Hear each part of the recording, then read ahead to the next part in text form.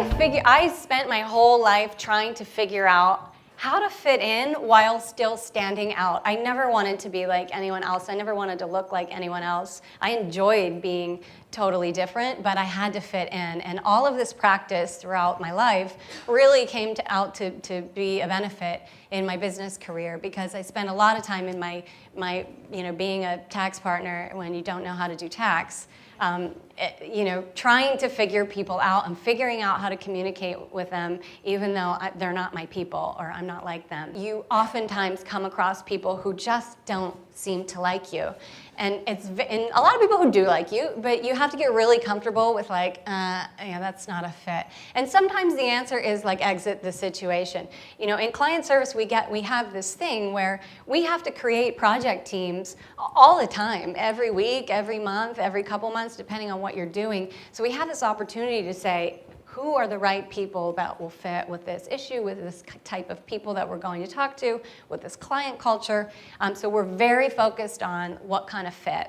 And we almost always can find a way to work together better without just stepping out of the situation. So we created this program called Business Chemistry that I'll take you through today. Normally we would do this in kind of a 3-hour workshop, but I really wanted the opportunity to talk to all of you. So Heather allowed me to just do sort of a condensed version of how we go about talking about business chemistry. So we wanted to create a system that is interaction-based, not introspection-based, and things that are based on observable behaviors so that we can have the chance to hunch other people. Now there are 4 types, very simple: pioneer, driver, guardian, and integrator. I'm going to take you through all of these. Really important to know that each of us have sort of a major and a minor. All of us are made up of aspects of all of the types. You will find things that you relate to in all of the types. Very rare that somebody comes up all as one thing. Sometimes you'll see people come up with nothing of one thing. I have nothing of guardian in me, no matter how many times I take the test. But usually people are kind of like have a major and a strong minor and then like less in the others.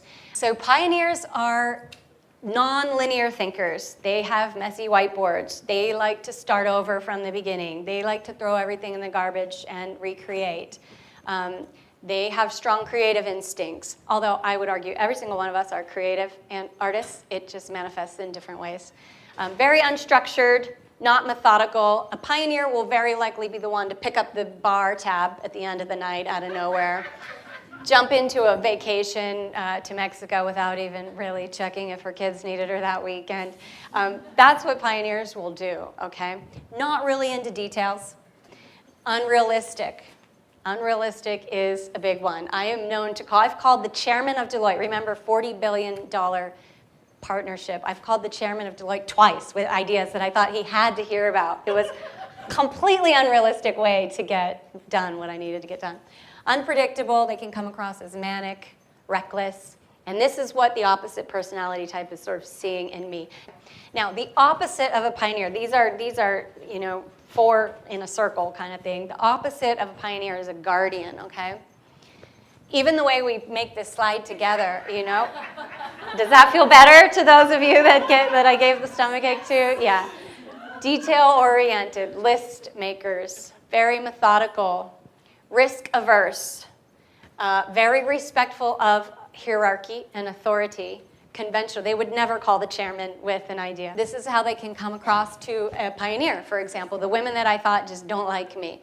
They were being too controlling, too closed-minded, too stubborn. All of these words. Persnickety is one because a guardian has their book of business that they're responsible for and they execute on perfectly every day.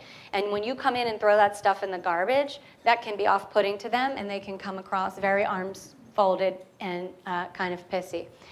So that is the dark side of, and remember, this doesn't mean this is what you're like, this is just how you could be perceived. Drivers are the ones that get out there and get things done. I have strong driver tendencies in me, especially if there are no other drivers around. But drivers are the ones that are very competitive, logical, logic-based. If you want to convince a driver to do something, you use logic. Intolerant of ambiguity. Once a decision's made, it's made. Rules-based systems are great for drivers, so we do have a lot of tax accountants as drivers as well. I know there are a lot of drivers in here. I know most of you that I know personally are strong drivers. Very goal-oriented drivers are. Tend to be project managers, just getting things done. You absolutely need one on your team. The dark side, okay, drivers can really come across as not really caring about the relationship or the human factor of any problem. The most logical problem is the one, the answer to the problem is the one that we go forward with. They can come across as impatient. Just give me the answer. What are you trying to say? Don't tell me this whole story. Tell me the bottom line. And then if I want more details, I'll ask them for you. Very demanding. You've probably, how many of you worked for a driver before? Yeah, tend to be bosses. I always bring an integrator. They're very consensus-oriented. Relationship, relationship, relationship. They are the ones out there making sure once you get your plan in action, somebody else isn't going to come interrupt it because they weren't on board. They're very, very good at understanding the political systems in your corporations. Very contextual. They need to have the big picture to see where they fit in, where everybody fits in before they want to make a decision. So longer to make a decision. Very non-linear thinkers. One thing about integrators that is interesting is they usually self-report themselves to be not very creative. But integrators are actually some of the most creative problem solvers, usually finding the most surprising solution, non-logical solution that ends up making the most sense. So a very creative type. You can imagine what the dark side of integrators, and this one always gets a little like, because it says, backstabbing. But the reason why integrators can come across as backstabbing to the opposite of integrators, drivers. Drivers are sitting with integrators, they've just made a decision. Now integrators go out and make sure that everybody else is okay with that decision. To the driver, that can look like, wait a minute, we just made a decision, what are you doing? Changing your mind and saying one thing to one person, another thing to another person. So they can come across as backstabbing, not real, sticking to the point. They can come across as too emotionally driven, too gullible, hypersensitive. Integrators, when you walk into their office, and we'll talk a little bit about hunching, how you can kind of tell what somebody is if you don't get to research them. Integrators will have pictures of their kids and their dog and all their stuff. A driver will have maybe a diploma and not too much else. So you can hunch somebody if you're going into a meeting with them. If you're in a client situation and you don't know who they are, you can do that from LinkedIn or from little cues that you pick up from other people. If it's your own work team or your own boss, whoever you're going to have some interaction with, you can hunch them based on data that you can get about them publicly, data that you've gathered about them yourself. And that hunching exercise, if you take 5-10 minutes to do that before any difficult conversation, even if it's someone you've worked with so long, take a step back and do that. It will improve the quality of your conversation. We're going to talk a little bit about how to optimize for whatever personality type you're talking to, okay? If you're going in, you've assessed somebody as a pioneer, you've done some speed hunching, and you're like, okay, I got to go have this conversation. I'm going into a heavy pioneer. What am I going to do? What should my presentation look like? Well, pioneers speak the language of novelty. They want my friend Elisa, who's an artist you'll hear from tomorrow, she's the creative nomad. She said yesterday, I will quote her in saying, I'm an artist. I need pictures in my deck, okay?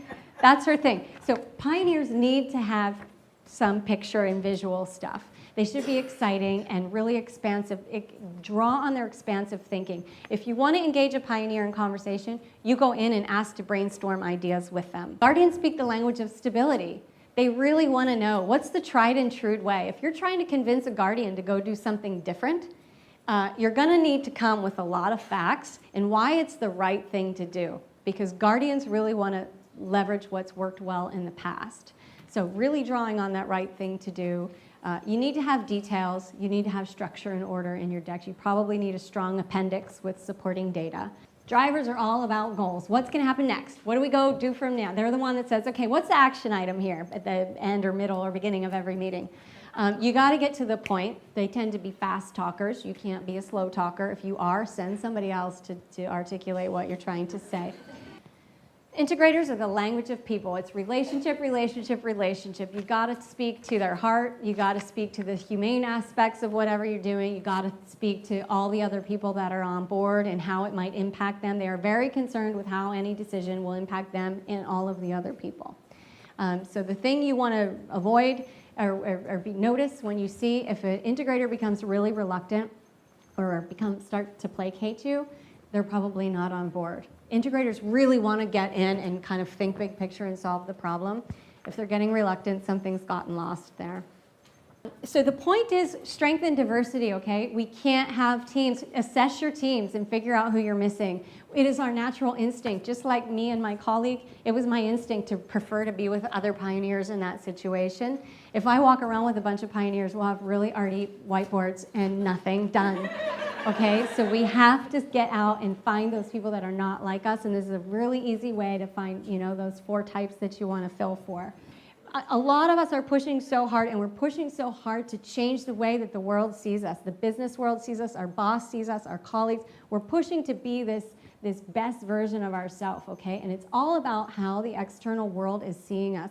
And if we keep making decisions about how we spend our time and our energy based on that, we're going to forget ourselves. When you learn to see yourself, you'll stop making decisions based on how you want other people to see you. And that was so powerful to me. I hope that helps for you. So I'll end with a quote from the late, great artist of all artists, Prince, who passed away while we were here today.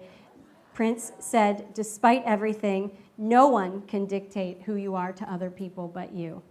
So with that, I thank you for your time.